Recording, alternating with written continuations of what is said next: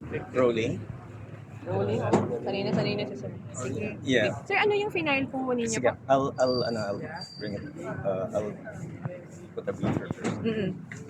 Yung January 7 ay nag-file si Marvic Soto ng isang petition for rate of habeas data. Friday ay lumabas yung order ng Juzgado requiring the respondent, Director Darrell Yap, to submit a return, which is no different from an answer, within 5 days, which would lapse tomorrow. And then the court also set a hearing on a summary proceeding on Wednesday, which is January 15, 2023.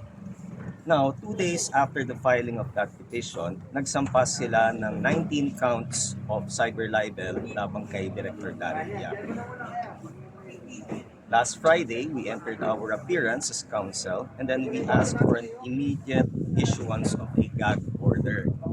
Now, the reason kung bakit kami nagsampa ng motion for gag order is twofold. Number one is, alam natin na pelikula ang magiging subject matter at magiging object nitong gustong mangyari ng petitioner. The movie is not yet out, and we do not want that any details of the movie will be disclosed unknowingly because of yung mga filings na gagawin na nire-require kay Director Yap. Siyempre, importante sa isang artista o isang direktor o isang scriptwriter yung pong nilalaman ng kanyang script o yung nilalaman ng kanyang pelikula.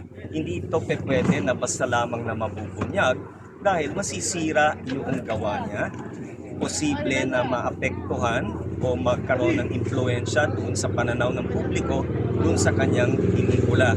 And syempre, kahit ano pa man ang sabihin natin, makaka-apekto ito sa interes ng publiko kung manunood sila o hindi. So it's very important na mapigilan ang paglabas ng kahit na anumang impormasyon tungkol dito sa pelikula na ito na siyang layunin nitong mga demanda na ito.